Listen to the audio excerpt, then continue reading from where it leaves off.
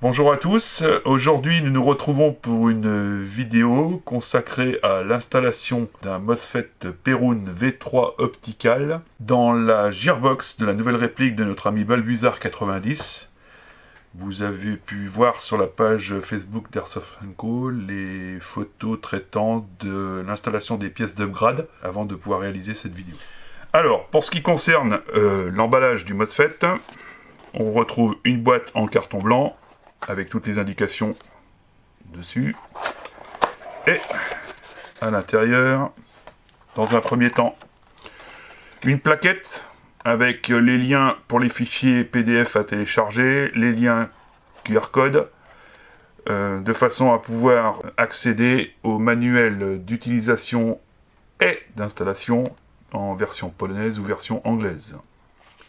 Ensuite, le MOSFET dans son sachet, du câblage, des connecteurs, de la gaine thermo, un fusible dans un autre sachet, et pour finir, un tout dernier sachet avec un deuxième fusible, une rondelle en nylon qui se situe tout à côté, une carte plastifiée format carte bancaire, carte magnétique, et des plaquettes de stickers dont on traitera de l'utilité plus loin dans la vidéo.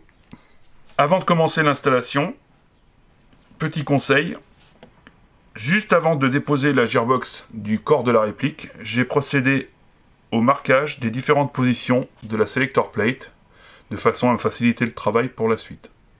Voilà, nous sommes donc prêts pour l'installation. La Gearbox est ouverte et prête à recevoir le MOSFET. Dans un premier temps, je vais enlever le secteur Gear, puisqu'il va me gêner pour l'installation de la première partie. Je le pose à côté. Je procède au déballage du MOSFET.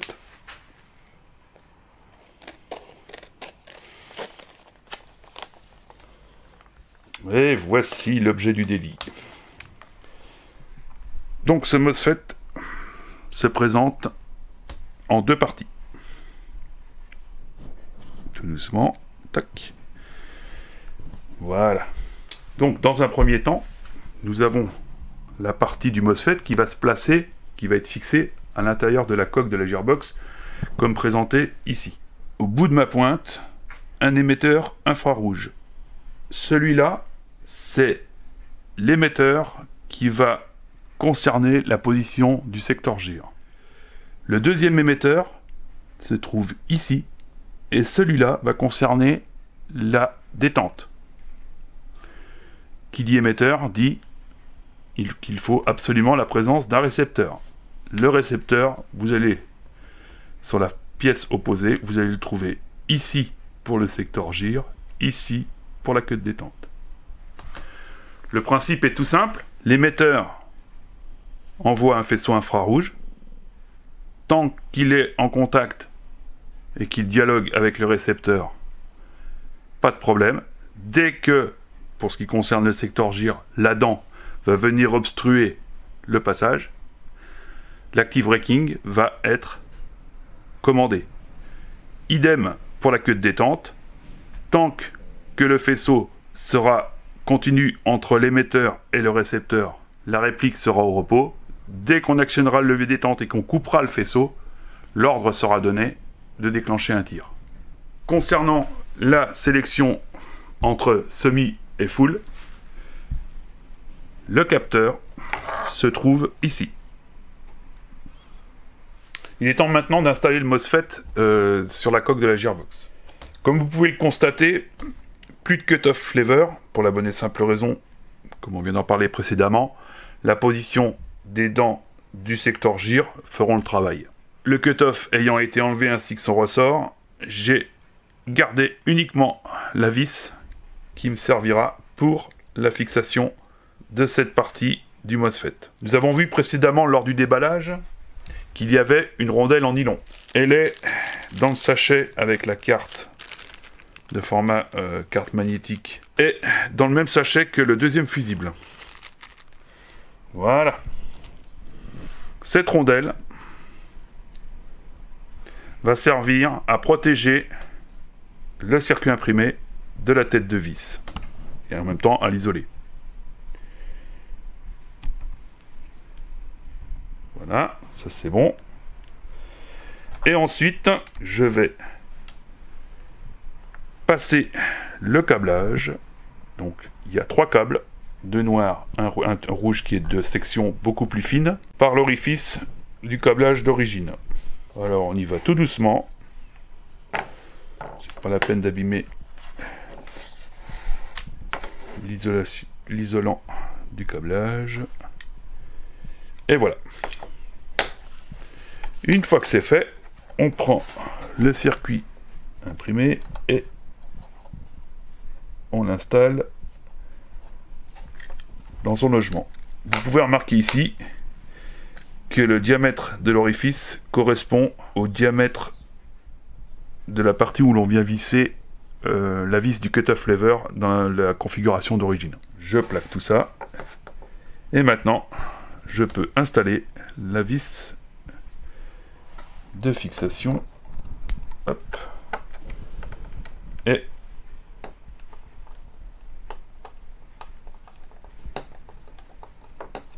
je veille avant de finaliser le serrage à bien positionner le circuit imprimé. Et il n'y a pas lieu de serrer exagérément. La première partie du MOSFET est installée. Tout de suite, et ça c'est un conseil très important, je vais faire une vérif, c'est-à-dire que je vais repositionner le secteur gire et je vais vérifier que la tête de vis ici présente, donc la vis qui sert à fixer le circuit imprimé, n'est pas en contact avec le secteur gire.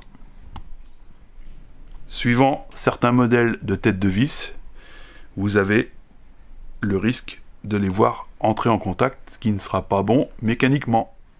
La première partie du MOSFET ayant été installée, on peut déjà reposer la partie pneumatique.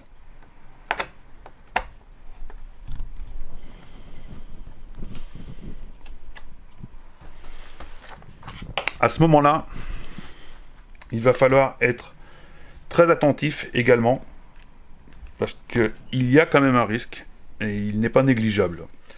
Il va falloir vérifier que le ressort de rappel de la tapered plate soit aux bonnes dimensions. Alors vous allez me dire où est-ce qu'il veut en venir. Je vais installer le ressort.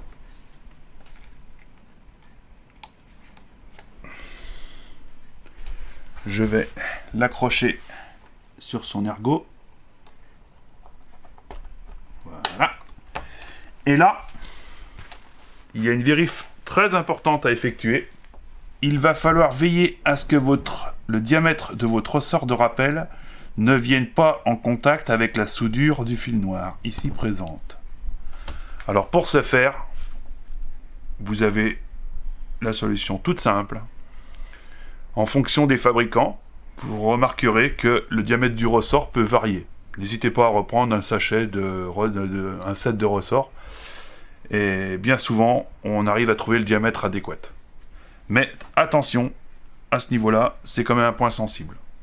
On va installer maintenant la deuxième partie du MOSFET afin de vérifier qu'il n'y a pas de problème de risque ou de détérioration par les engrenages. Et on se rend compte tout de suite qu'il y a un tout petit problème. Le délayeur risque d'endommager à cet endroit le circuit imprimé. Rien de méchant, mais il y a toujours un risque. Donc on va rectifier tout de suite cette partie-là de façon à éliminer le risque éventuel. Un petit coup de lime a été appliqué à cet endroit et devrait résoudre le problème une bonne fois pour toutes.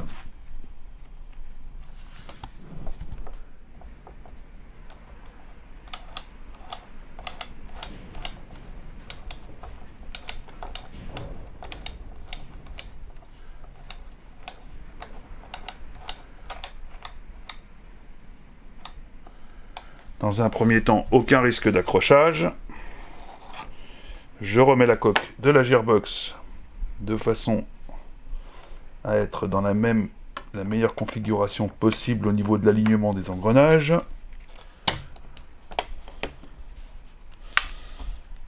Et je vérifie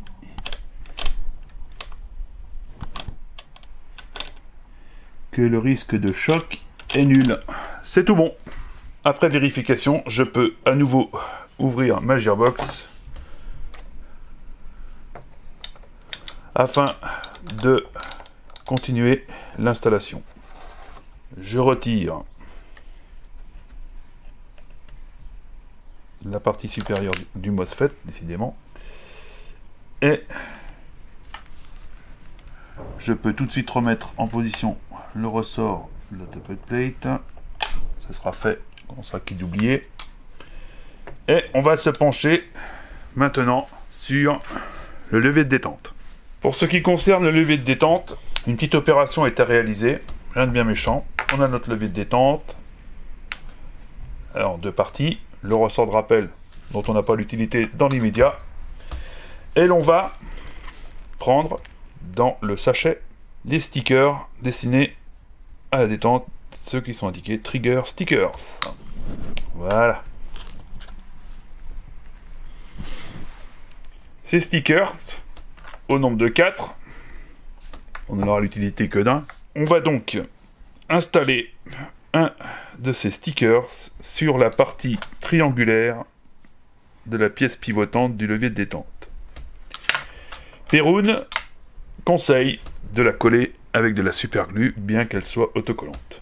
Ça évitera de la perdre avec, à cause des vibrations de la Gearbox lors de son fonctionnement. Voilà. Les autres, on les range, on n'en a plus besoin. Et en fin de compte, on va venir installer, on va essayer de vous montrer ça au mieux, ces triangles de cette manière-ci. Voilà, comme ça. On prépare donc le support, une petite goutte de superglue,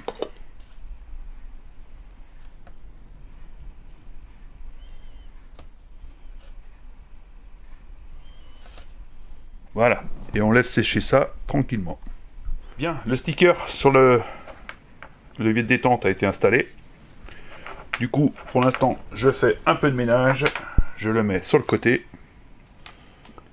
et je vais me pencher sur le selector plate. Pour ce faire, je vais juste remonter tout simplement la deuxième partie du MOSFET, refermer la coque de la Gearbox, et je retourne ma Gearbox. Voilà, c'est un peu le boucarou. Voilà. Maintenant, je vais me pencher sur le selector plate. Du coup, c'est très facile. Il n'y a plus de cut-off lever, donc la remettre en place est très simple. Voilà. J'ai donc mes 3 positions qui sont indiquées. Donc les 3 positions sont les suivantes. Ici, je suis en semi. Ici, je suis en full. Ici, je suis en position de sécu. Attention, on est dans la config d'une AK. Pour un G36, ça sera différent. Pour la position semi, il est préconisé d'avoir le capteur qui se trouve ici, qui doit être recouvert par le sticker. On va le voir par la suite. Et pour la position full, qui est celle-ci, le sticker devra être déporté par rapport au capteur. Les stickers, on les retrouve dans le sachet et ils sont indiqués Selector Stickers. Toujours au nombre de 4 et cette fois de forme rectangulaire. On va en décoller un. Et on va positionner le selector plate en position semi. Comme indiqué sur le manuel d'installation, en position semi, le capteur doit être recouvert par le sticker. Je vais donc l'installer de façon à ce qu'il recouvre le capteur. Voilà. Une fois que c'est fait, donc position semi, le capteur doit être couvert par le sticker. En position full, le capteur doit être apparent. Pour ce qui concerne le selector plate, tout a été installé. Le cas échéant, par la suite, une fois qu'on aura procédé aux essais et vérifié que tout fonctionnera bien, il est préconisé également d'appliquer un peu de super glue sur les bords du sticker. Personnellement, je m'en contenterai de le mettre sur les bords, au niveau des contacts, ici, ici et ici, avec un peu de super glue, de façon à éviter qu'avec les vibrations, le sticker ait tendance à se décoller et à se faire la malle. Bien, la partie du selector plate ayant été réglée, on va pouvoir à nouveau retourner la gearbox, séparer la coque, enlever la partie supérieure du MOSFET. Je vais, pour ce qui me concerne, procéder au démontage de la partie pneumatique, car pour l'instant,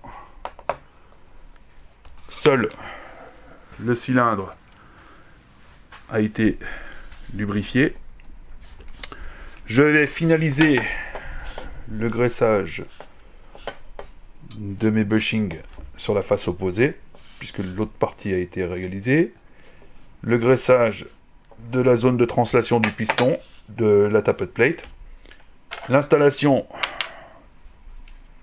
du levier de détente. La pose, une fois que tout ça sera fait, de la deuxième partie du MOSFET. Et la fermeture de la gearbox. Voilà, la gearbox est totalement remontée.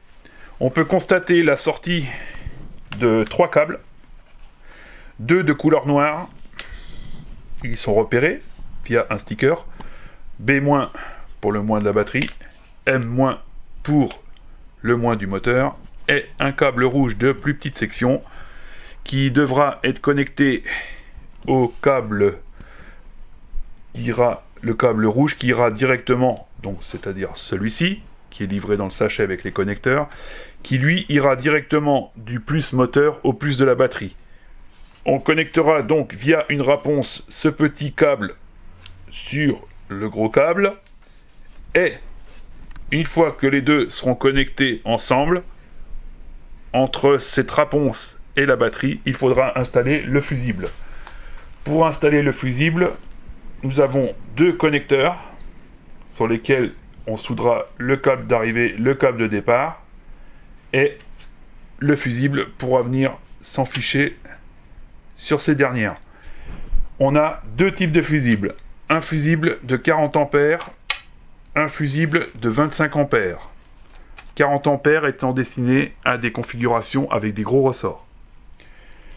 Ensuite, nous avons de la gaine thermo, connecteur moteur, une paire, et connecteur DIN, une paire également mâle-femelle.